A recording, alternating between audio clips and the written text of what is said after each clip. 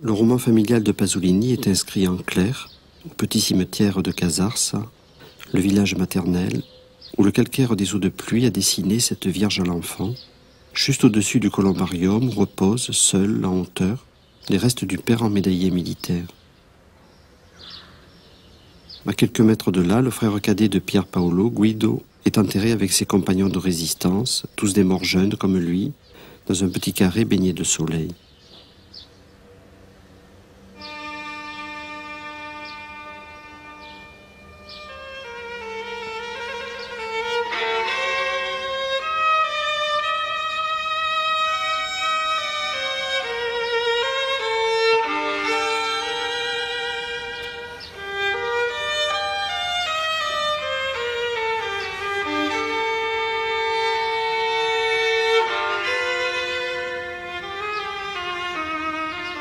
De l'autre côté de la grille d'entrée, à l'ombre d'un laurier vivace, dru comme la chevelure des garçons Pasolini, se trouve la tombe jumelle de Susanna Nicolucci et de son fils Pier Paolo qui ne l'a jamais quittée et à qui elle a survécu quelques pauvres années de douce démence.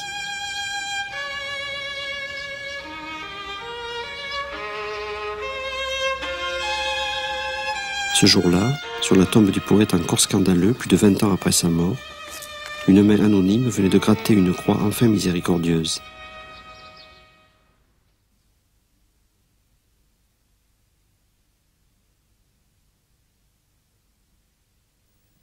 J'avais 3 ans et demi. J'ai encore devant les yeux mon petit lit au pied du grand lit de ma mère et de mon père. J'ai devant les yeux la cuisine. Je ne savais pas encore écrire. Il y avait des voisins, un jardin d'enfants, des petits garçons qui jouaient au ballon dans le square devant la gare. J'ai éprouvé alors les premières tortures de l'amour sexuel identiques à celles que j'éprouverais ensuite, jusqu'à aujourd'hui, atrocement aiguë entre 16 et 30 ans. Une douceur terrible et anxieuse qui vous prend aux entrailles et les consume, les brûle, les tord, comme une vague chaude poignante devant l'objet d'amour. De cet objet d'amour, je crois que je me rappelle seulement les jambes, et précisément le creux derrière les genoux avec les tendons raidis. Je me suis donc trouvé dans la nécessité physique de nommer ce sentiment. Et dans mon langage, encore seulement oral, j'ai inventé un terme. Ce terme était, je m'en souviens très bien, Teta Veleta. Le 5 mars 1922 a lieu au Primus Palace de Berlin la première de Nosferatu. C'est le jour de naissance de Pier Paolo Pasolini à Bologne. Avec le vampire de Murnau s'ouvre visiblement l'ère des catastrophes et des génocides. En Italie, c'est l'année de la marche sur Rome.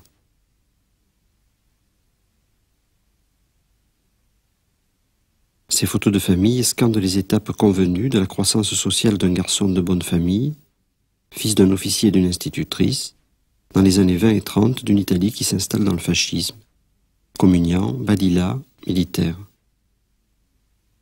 Pasolini aurait pu être ce fils de son père, officier de carrière, auquel physiquement il ressemble de façon troublante. Il reconnaîtra un jour, évoquant la vision à 3 ans de son père jeune homme en train d'uriner dans le fossé, il eut aussi un amour pour lui, un amour sensuel.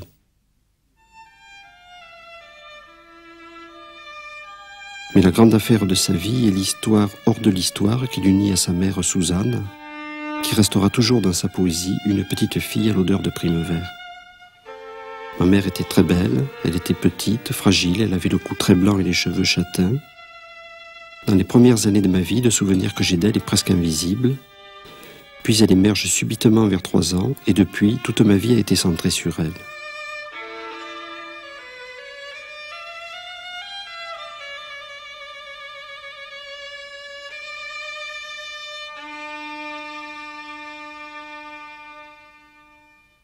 Pendant l'enfance de Pier Paolo, son père, militaire de carrière, est muté presque chaque année. La famille déménage de ville en ville.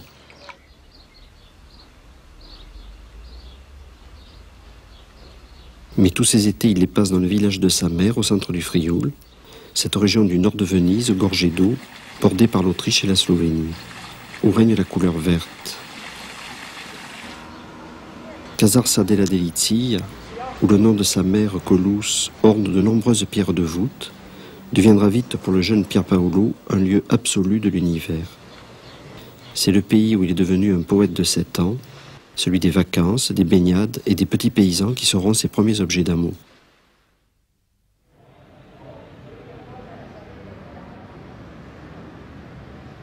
Je suis né dans une ville pleine de portiques, dit-il, où mon pays est en lui-même qu'il semble un pays de rêve. C'est là, à Bologne, qu'il va prendre son envol intellectuel. Dans cette ville aux antiques arcades où dominent l'ocre et le rouge, il va lire Rimbaud avec passion, découvrir Freud et l'histoire de l'art, Rilke et les poètes provençaux, Ungaretti et la poésie contemporaine.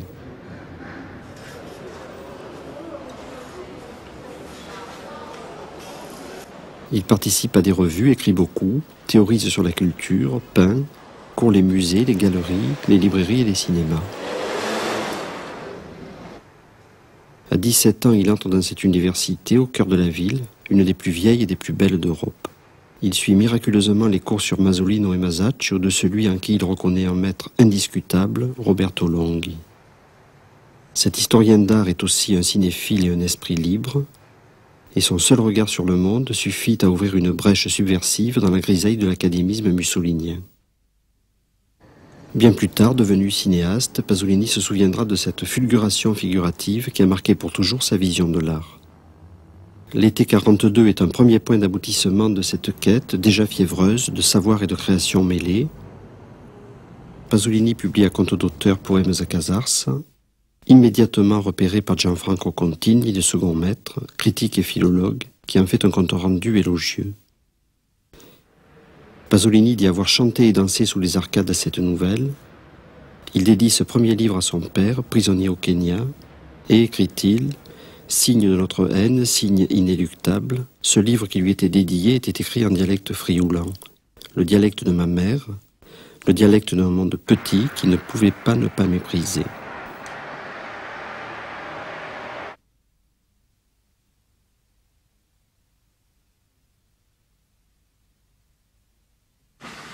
À Versuta, un minuscule hameau perdu dans les champs, j'ai fait souffrir Pina plus qu'il n'était nécessaire. Souvent Pina, qui habitait à moins de 100 mètres dans la famille de sa sœur, venait nous retrouver apportant son violon. Un soir, je me tenais dans un coin de pénombre près de la cheminée avec Gianni sur les genoux.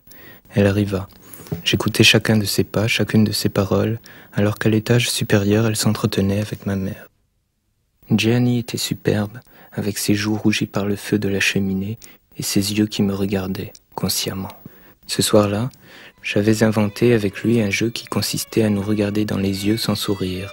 J'étais complètement pris par l'essence. Et voici que j'entendis 2 accords de la chaconne. C'étaient ceux de la 14e variation, plaintive, déchirante, pareille à une voix humaine. Pina m'appelait. Je continuais à regarder dans les yeux le garçon et à le serrer contre ma poitrine.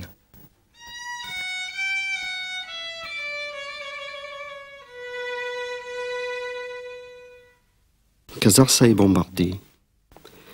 Délivré du père prisonnier des Anglais en Afrique, en vacances de toute vie scolaire ou professionnelle, déserteur, Pasolini se réfugie dans les petits villages de la campagne frioulane, où il s'abreuve aux fontaines délicieuses du pays de sa mère, avec qui il passe cette année 43, une des plus belles, dira-t-il, de sa vie.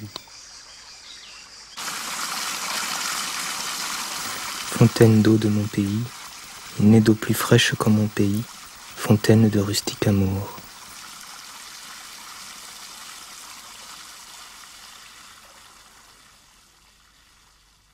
Les poèmes, cristallins et élégiaques, écrits durant ces années d'immersion frioulane, sont les plus purs de sa création. Il invente un cousinage imaginaire entre cette langue qui n'est pas la sienne, mais dont il se fait le refondateur, et celle des premiers poètes européens, les Provençaux du XIIe siècle. La feuille d'écriture comme pré blanc, Alba Pratalia, labourée par la plume, est le rébut fondateur de la première poésie en langue italienne au VIIIe siècle. L'œuvre entière de Pasolini est tentée par l'herbe et les prés. Dans ce pays d'orage et de primevère, Pasolini se découvre une douce passion pédagogique qui ne se démentira jamais. Avec sa mère, il se fait maître d'école sans école et invente une pédagogie nouvelle, moderne, poétique et fraternelle. À Versuta, ils font la classe où ils le peuvent, dans une maison où ils se sont réfugiés, dans ce cabanon au milieu des champs où ils rassemblent quelques enfants de famille éparpillés comme eux par la guerre dans les hameaux de la campagne. Avec une poignée d'amis, Pasolini fonde l'Académie de langue frioulane, dont le symbole est une fleur d'ardiloute, qui édite le petit almanach de ce côté-ci de l'eau, le côté de Casarsa par rapport au grand fleuve Tagliamento qui sépare en deux les parlers frioulans.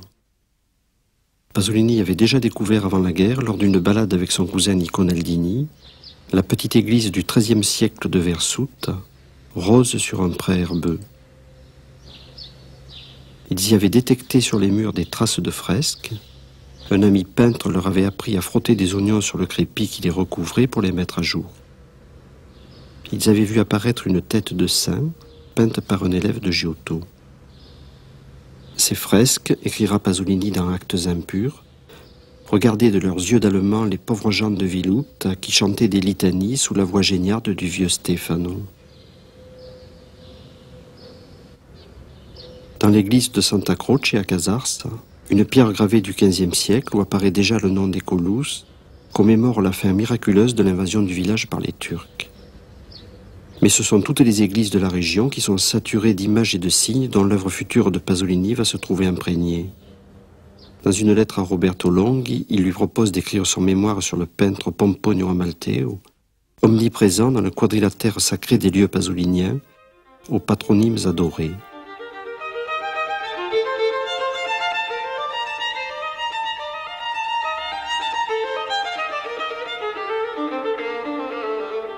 Pina Kalch, réfugié slovène, partage ses 2 années avec Pier Paolo. Violoniste de talent, elle lui donne des cours. Lectrice de Freud en allemand, elle partage ses enthousiasmes culturels et tombe amoureuse de lui.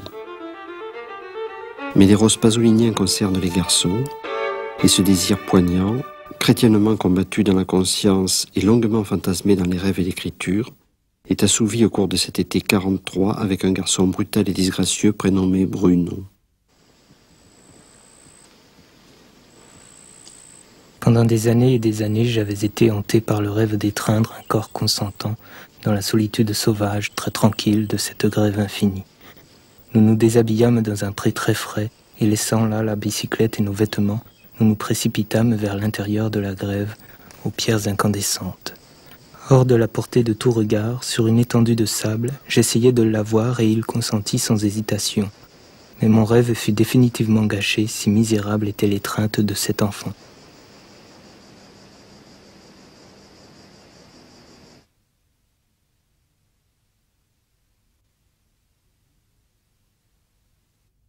Et Guido a été si bon, si généreux qu'il me l'a prouvé en se sacrifiant à son frère aîné, que peut-être il aimait trop, auquel il croyait trop. À la fin de mai 44, il est parti sans qu'on puisse rien faire pour le persuader de rester caché à Versuta, comme je l'ai fait moi-même pendant 1 an. Je l'ai aidé à partir un matin de bonne heure. Nous nous sommes dit au revoir et nous nous sommes embrassés dans un champ derrière la gare, et c'était la dernière fois que je le voyais. Frappé par le soleil contre l'ombre des monts, la gare était vide. Au-delà des quelques troncs des mûriers et des ronces, seul sur l'herbe du quai, attendait le train de Spilimbergo. Je l'ai vu s'éloigner avec sa petite valise, où à l'intérieur d'un livre de Montale était serré au milieu de quelques affaires son revolver, dans la blanche couleur de l'herbe et de la terre. Les épaules un peu à l'étroit dans la veste qui avait été à moi, la nuque juvénile.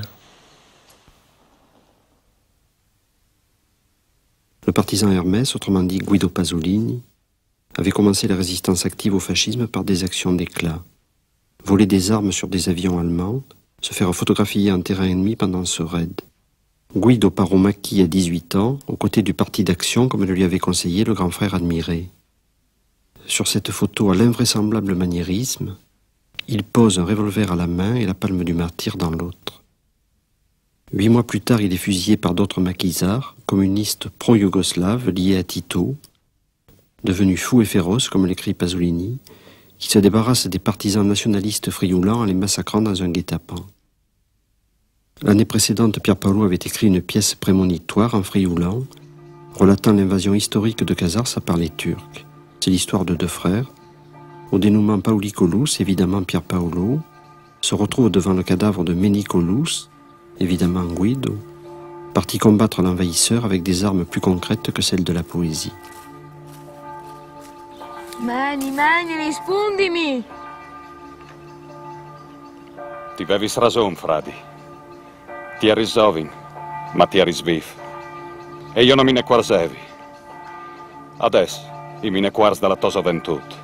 Adesso, chi vioti il tuo cuor di muart. E adesso, pur sovin muart, dal tuo corpo resta doma che la gioventù, col biel vol colorit. Ti avevis ragione, fradi, di blestemal signor, di sacramentala versin. Io non sei nuia di duce i muars dal mont, che se din muars a mil, io non sei nuia, in tutto il team dal mont, doma chis tu sovin, meni colus, me fradi, alle muart. Io i plans doma che per lui, e doma che per lui, io i blestemmi il nostri san signor, e di duce i paesi brusats dal mont, doma il nostri all'estat brusat e abbandonat, da che santa e beata versin, che noi vintant preat, e clamat, e che adesso non i guarda, e che adesso, in pont di muart, io i blestemi, con l'ulti inflat, dal me puor sen cristian. Cette mort de Guido, teintée pour Pasolini de diffuse culpabilité, hantera son œuvre tout entière. Il y associera le souvenir de la douleur surhumaine de sa mère, pour qui la même scène se répétera un matin de novembre 1975. Après cette mort du frère, en tout point inacceptable, l'efficacité du blasphème fera désormais partie de l'art poétique de Pasolini. Ce drame aurait pu l'éloigner à jamais du Parti communiste, auquel il se rallie pourtant en 1947. Poussé par l'élan de sa lecture de Gramsci, il choisit une cellule rurale composée d'ouvriers agricoles. Chaque semaine, il placarde dans la loggia qui jouxte l'église de San Giovanni des affiches écrites à la main. Il participera au premier congrès de la Fédération communiste de Pordenone, où on le voit ici sous le portrait de Gramsci. Ma credo che ci siano due ragioni a spiegare questo mio amore, questo mio agio di comportamento nell'ambito del sottoproletariato. Una ragione psicologica, cioè io non riesco proprio neanche se lo volessi, psicologicamente, direi fisicamente, a fare delle discriminazioni fra un individuo e l'altro. Cioè trovarmi di fronte al capo della polizia, un alto magistrato, di fronte a un umile operaio spazzino, è proprio la stessa cosa, direi dal punto di vista psicologico, questo per una specie di timidità infantile. Pensi che delle volte mi scopro a far fatica a dare del tuo a un cane, dico non soltanto di fronte a un essere umano, ma di fronte a un essere animale, io ho questa specie di timidità per cui attribuisco un grande prestigio alla persona che mi è davanti, senza fare discriminazione appunto tra le persone, cioè tutte le persone che sono davanti a me, tutti gli esseri animati che sono davanti a me, sono quasi sempre dei padri e delle madri. Pasolini est en train d'abandonner sa mue de poète dialectal. En même temps que ses plus beaux vers en frioulant, ceux de la sublime suite frioulane, qui s'intégreront plus tard dans le recueil La meilleure jeunesse, il écrit déjà directement en italien certaines parties du rossignol de l'Église catholique. Le meilleur de cette jeunesse, il le partage avec son cousin Nico Naldini, qui deviendra écrivain, et le peintre Giuseppe Zigaina, à qui il restera lié pour la vie.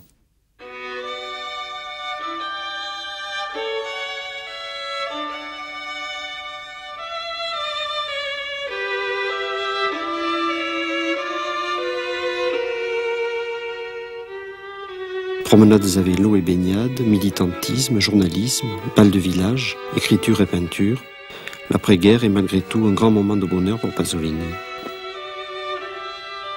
Il tombe amoureux fou d'un jeune garçon, désigné dans son journal par la lettre T, et ose enfin avouer son incontournable homosexualité dans une lettre à sa grande confidente Silvana Mauri. L'année suivante, il entame la rédaction d'Amado Mio, d'après son journal intime Les fameux cahiers rouges. Il ne publiera jamais ses récits les plus directs de son éducation sentimentale et sexuelle, dont le secret alimentera toute une vie sa mauvaise conscience autobiographique.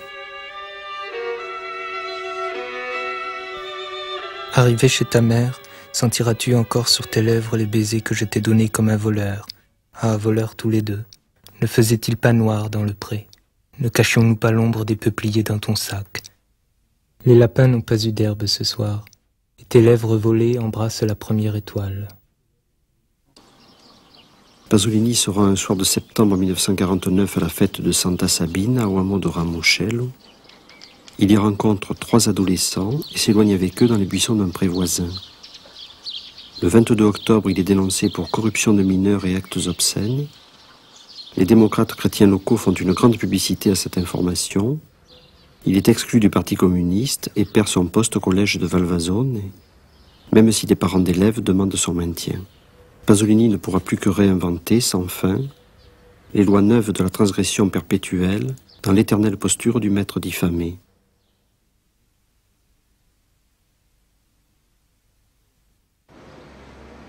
Son cousin Nico Naldini raconte: au lendemain du réveillon de l'année 1950, Pierpaolo et Susanna décidèrent de partir.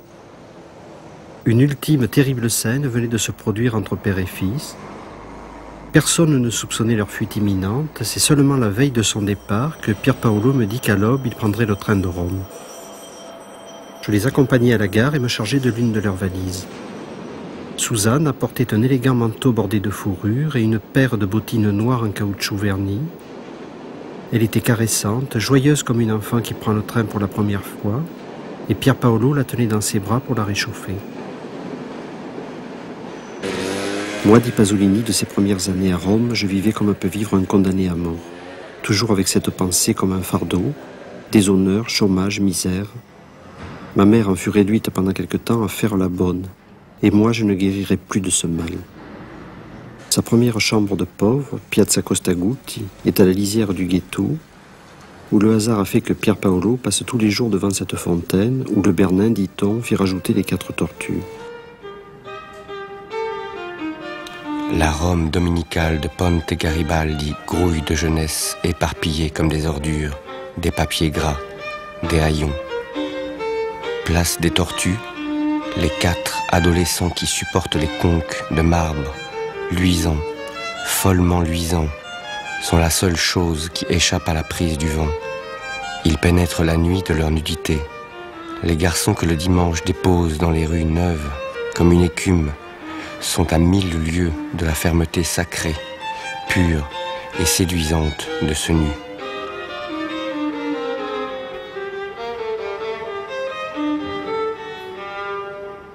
Très vite, mère et fils émigrent dans l'extrême banlieue, dans une maison Santuani Crépy, près de la prison de Rebibbia. Après 2 années de chômage désespéré, il finit par trouver à enseigner dans une école privée d'une autre banlieue, à Ciampino, pour 27 000 lire par mois. La poétique romaine de Pasolini sera d'abord celle des confins, des périphéries, des limites entre la ville et la campagne, là où, passé le mur d'enceinte de la cité, s'ouvre l'horizon infini et commence la démesure, l'éros en liberté. Pasolini décrète comme lieu privilégié de sa création cette lisière où les immeubles donnent sur le champ, le pré, le terrain vague, le terrain de foot, quelques chicots abandonnés de la Rome antique. Un espace où la ville rejette ses ordures et ses déchets. Il en fait le décor de prédilection de ses premiers films.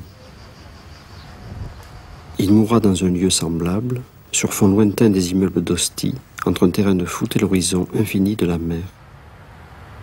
Dans ces borgate où il vit et où il travaille, quasi bidonville aux portes de la ville éternelle et vaticane, peuplé de pauvres, d'émigrés du Sud, de marginaux, de prostituées plus ou moins occasionnelles, de mauvais garçons, Pasolini s'imprègne de visages, de gestes, de postures, de rythmes et d'expressions dont rien, si ce n'est son amour des garçons et du sous-prolétariat, ne destinait ce petit bourgeois du Nord à devenir le chantre.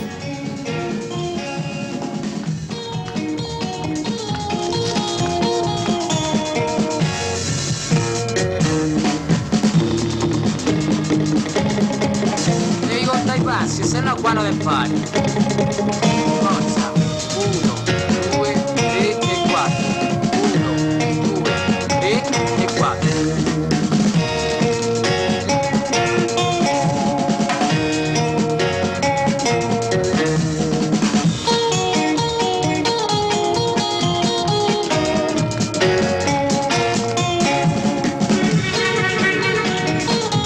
Ragazzi, l'auto!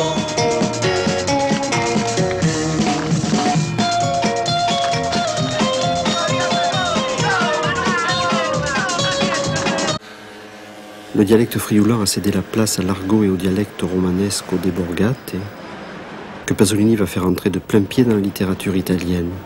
avec sa crudité et sa vigueur, qui feront scandale dès la publication de Ragazzi di Vita. Nous allâmes habiter à Monteverde, rue Fontellana. J'abandonnai l'enseignement. Je continuais à travailler, à écrire des vers, à écrire une vie violente, à faire des scénarios quand j'en avais l'occasion. Avec ma collaboration aux Nuits de Cabiria, j'ai pu m'acheter une Fiat 600, mais la vie chez moi était toujours semblable à la mort. Mon père souffrait et nous faisait souffrir. Une nuit, je rentrais chez moi juste à temps pour le voir mourir. Il publie Les Cendres de Gramsci, immédiatement reconnu par ses pairs, puis Une vie violente et des écrits critiques de passion et idéologie. Il crée et dirige une nouvelle revue littéraire, Officine. Il fréquente maintenant l'écrivain qu'il admire entre tous, Sandro Penna. Très vite, il devient intime avec Elsa Morante et son mari, Alberto Moravia, le compagnon des futurs voyages, l'ami le plus permanent. Il se lie à une jeune actrice, Laura Betti, qui deviendra sa plus proche compagne féminine et jouera dans presque tous ses films. Mais le plus clair de ma vie, je le passe au-delà des confins de la ville, au-delà des terminus, comme dirait en hermétisant un mauvais poète néo-réaliste. J'aime si férocement, si désespérément la vie, qu'il ne peut m'en venir que du bien. J'entends les données physiques de la vie, le soleil, l'herbe, la jeunesse. C'est un vice beaucoup plus terrible que celui de la cocaïne. Il ne me coûte rien. Et il y en a une abondance infinie, sans limite. Et moi, je dévore. Comment ça finira? Je n'en sais rien.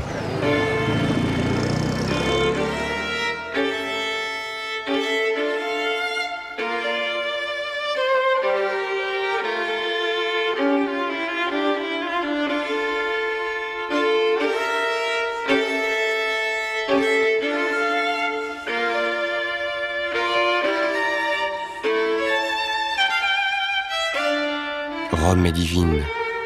Je travaille toute la journée comme un moine. Et la nuit, je rôde comme un matou en quête d'amour. L'attente d'une nuit et d'un jour avant notre rendez-vous au bord du Tibre m'a tué. Vers toi ce soir ne viendra que mon ombre, m'en dit un peu de chair.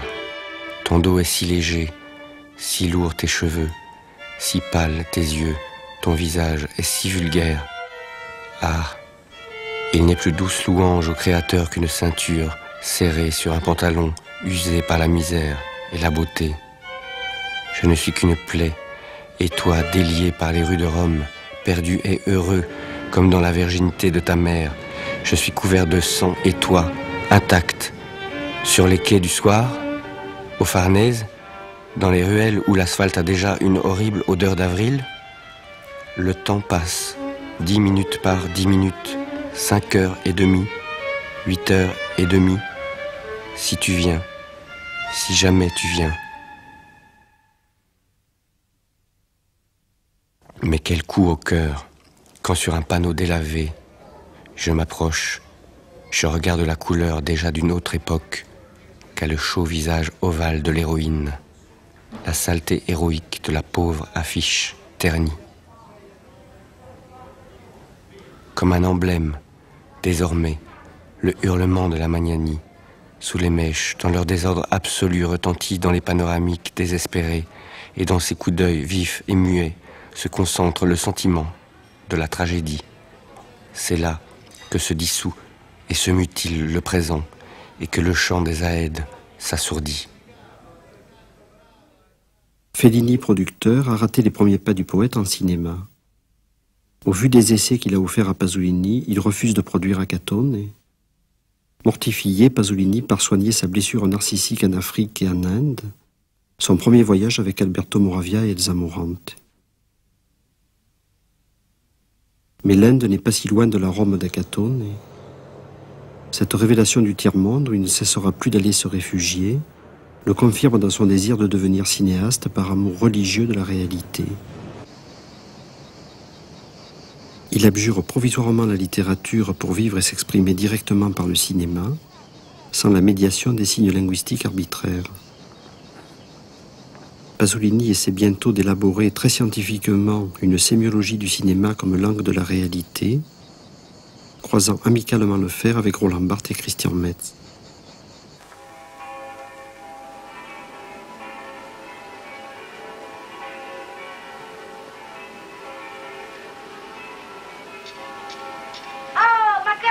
tutti con tutto l'oro addosso? Dai la catena che i bracciali! Non è! Voglio morire con tutto l'oro addosso, come i faraoni! Ma braccia a noi! Se volete l'oro, poi venite a pesca! Ma per un torcicollo, devo buttare! Dai, va, diamo soddisfazione al popolo.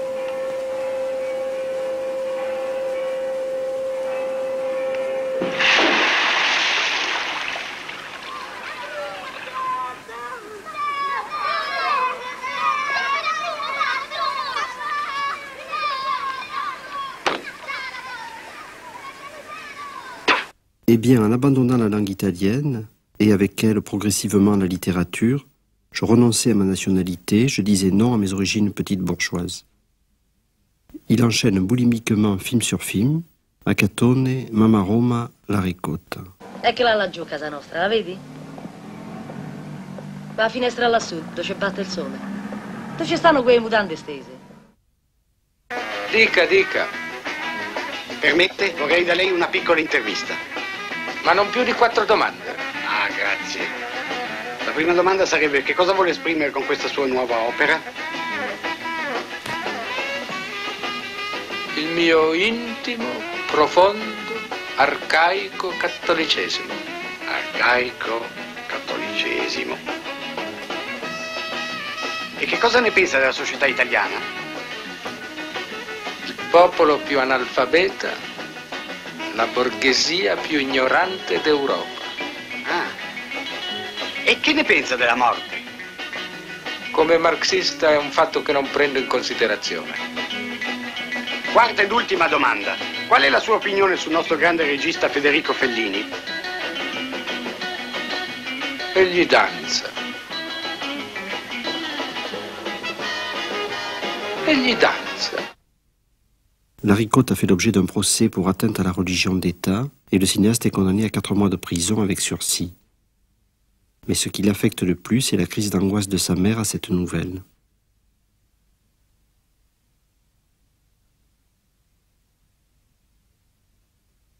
La vie publique de Pasolini fera l'objet d'une incessante persécution judiciaire. 33 procès lui seront intentés pour obscénité, blasphème, diffamation, bagarre, et même attaque d'un pompiste à main armée avec un revolver chargé d'une balle à nord.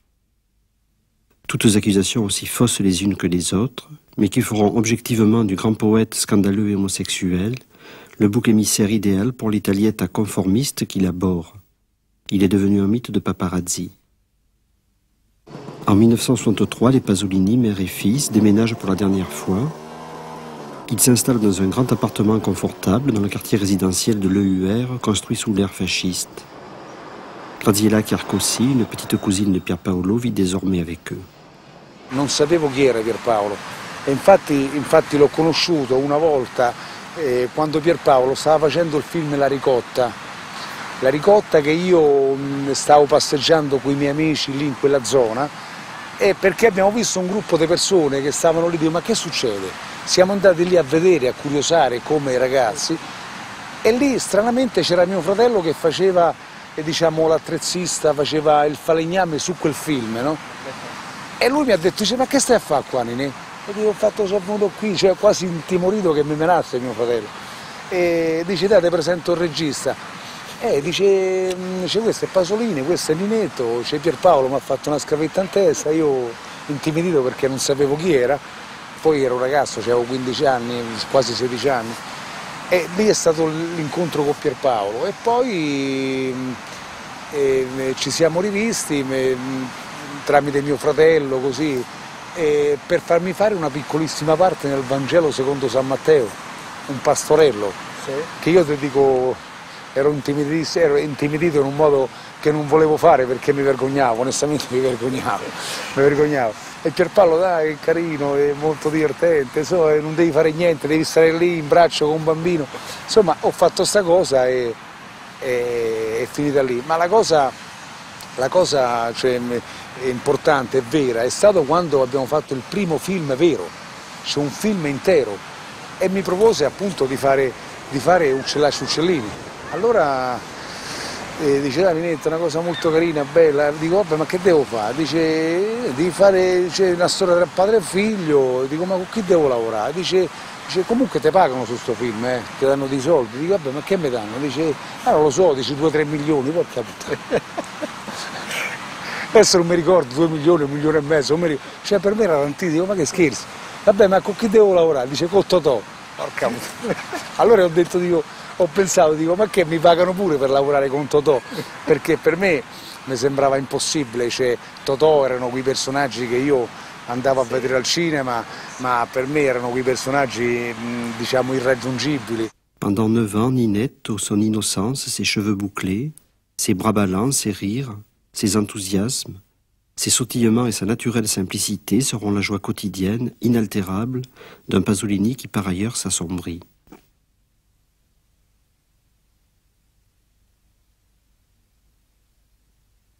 En 1964, il tourne l'Évangile selon saint Matthieu, sans ajouter une virgule au texte sacré.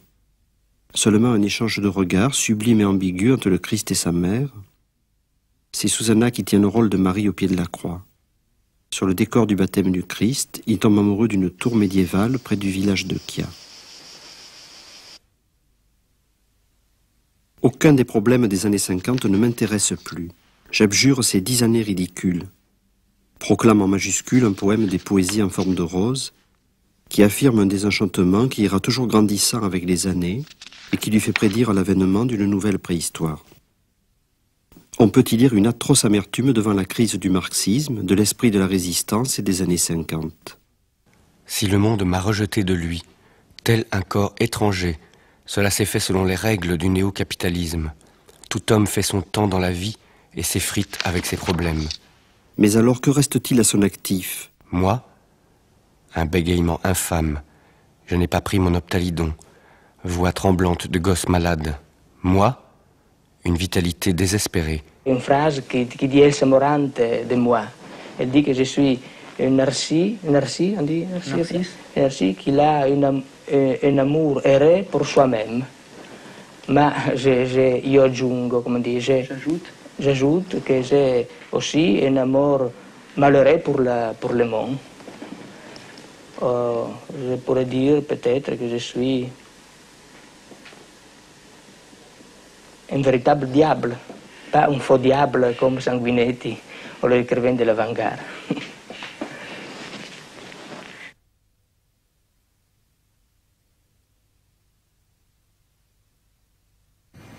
Questo alito d'aria, che rinfrescarsi della notte, questo alito d'aria, che rinfrescarsi della notte, precedendo la breve agonia, mi ricorda solo ciò che riguarda l'amore, il più sporco amore, che è l'unica cosa che dopo l'agonia va veramente perduta,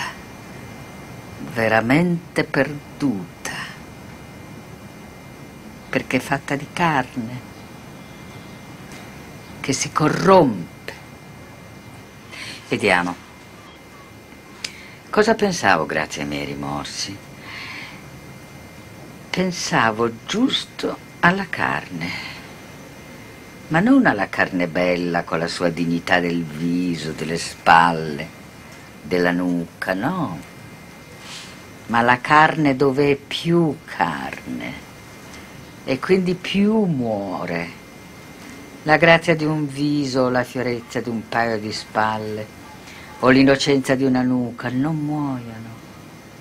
Ma ciò che la stoffia di un paio di calzoni in un riservo severo e quasi immacolato protegge se rigida e se molle, stinta e gualcita, rivela quasi infantilmente, con brutale innocenza.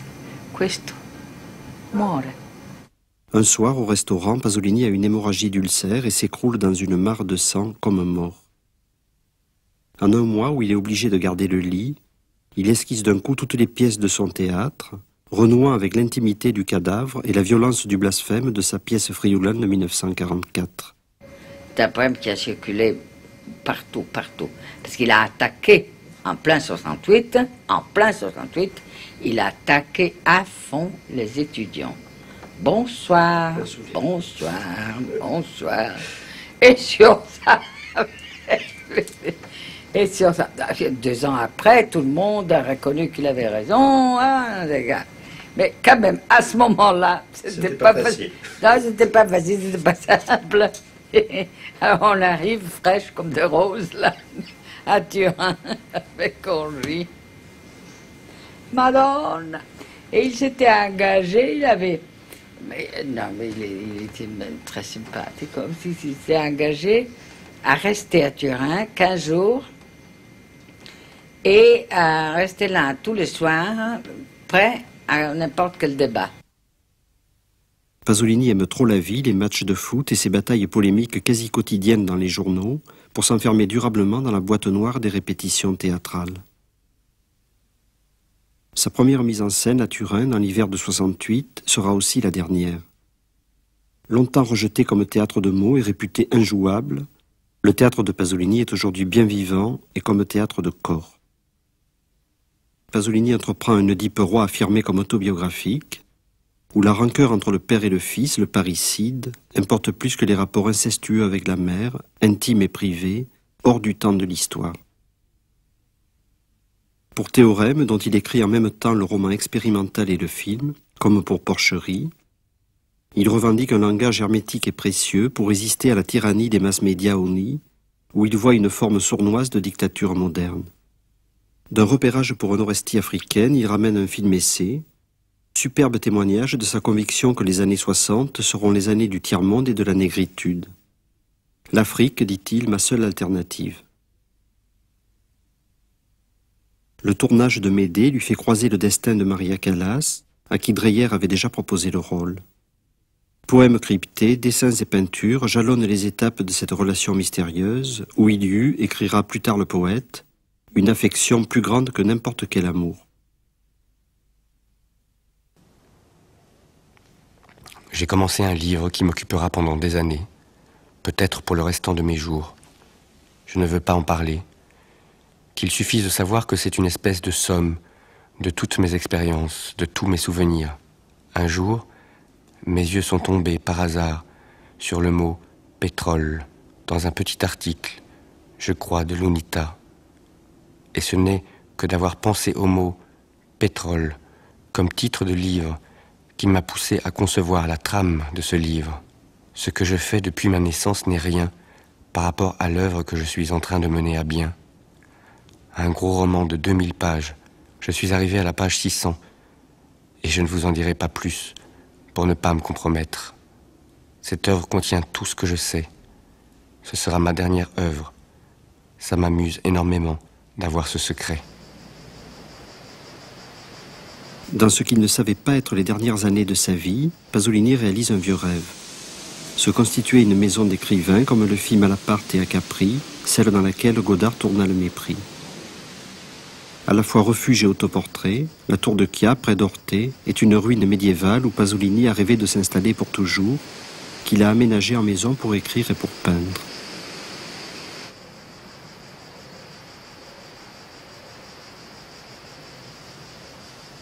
Ce portrait de pierre, sombre et sauvage, est le plus émouvant des lieux pasoliniens.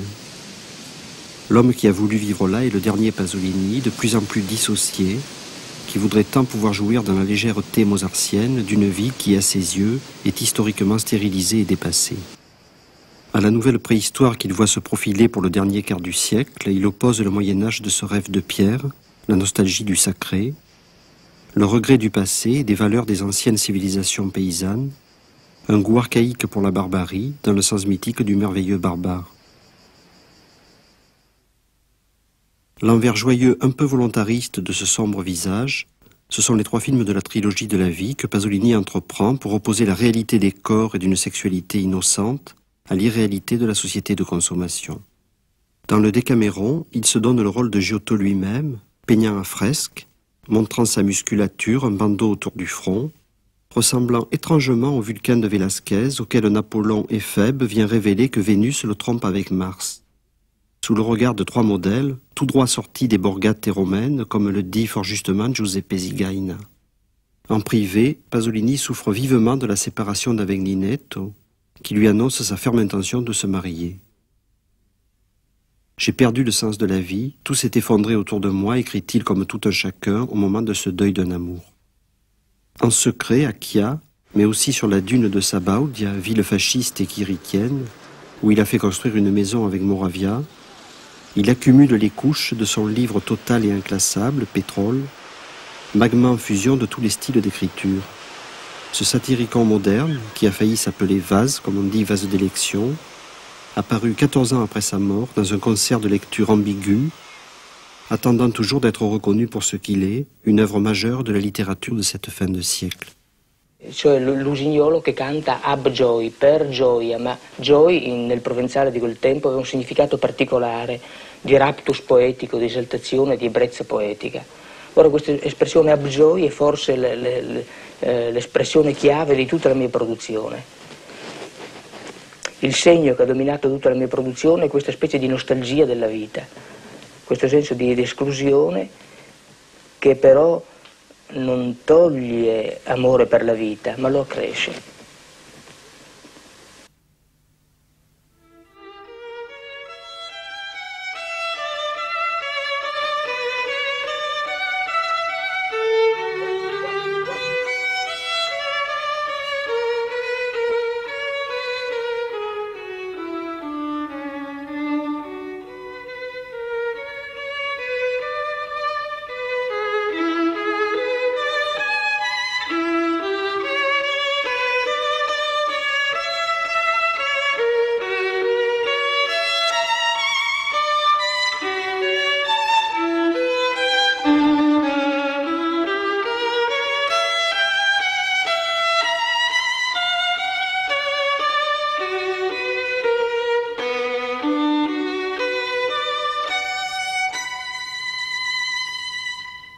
Dans la nuit du samedi 1er au dimanche 2 novembre 1975, vers 1h30, sur le lungomare Duilio a Ostia, un barrage de contrôle arrête une Alfa Romeo grise. À bord, un adolescent de 17 ans, Giuseppe Pelosi, surnommé par ses amis gigolos la grenouille. Il a le type pasolinien du ragazzo di vita et les cheveux bouclés à la Ninetto. Vers 4 heures, le garçon a une crise. Il crie au dire de ses gardiens « Qu'est-ce que j'ai fait, maman, qu'est-ce que j'ai fait ?» Puis il retombe endormi. La voiture est identifiée, c'est celle de Pasolini. La veille, Ninetto a dîné avec lui au restaurant Pomidoro dans le quartier de Via Tiburtina. Vers 7 heures du matin, on a retrouvé un cadavre du côté de l'hydrobase. Ninetto reconnaît, dans le corps couché à plat ventre au milieu des déblais, le cadavre massacré de Pasolini. Pasolini fut un grand écrivain de la mort, mais aucunement un écrivain suicidaire. Cette année de 1975, qui s'arrêtera pour lui le 2 novembre, la mort est à l'œuvre dans une abjuration de la trilogie de la vie, pour cause de haine absolue de la molle tolérance et de la liberté sexuelle obligatoire. La mort est à l'œuvre dans Salo ou les 120 journées de Sodome, adapté du Marquis de Sade et transposé à la fin du fascisme, le film le plus réfractaire du cinéma à toute empathie du spectateur. La mort est à l'œuvre dans la Nouvelle Jeunesse, son ultime recueil de poèmes, incroyable venin sur soi-même qui saccage et rature rageusement les plus beaux poèmes de la jeunesse frioulane.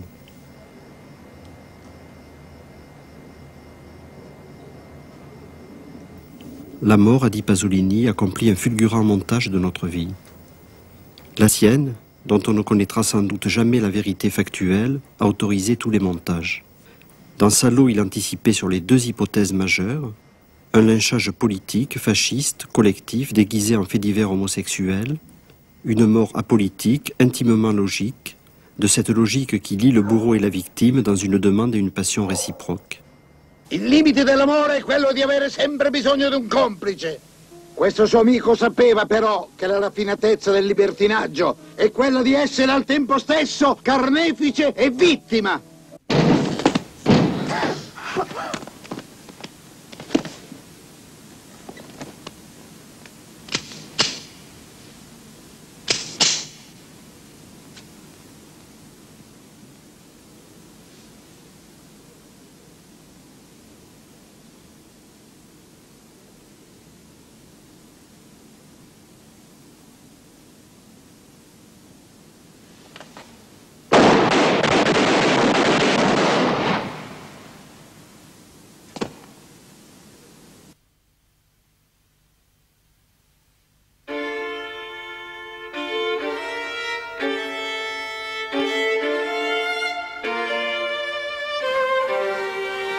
Casa Orsa, fontaine d'eau d'un pays étranger.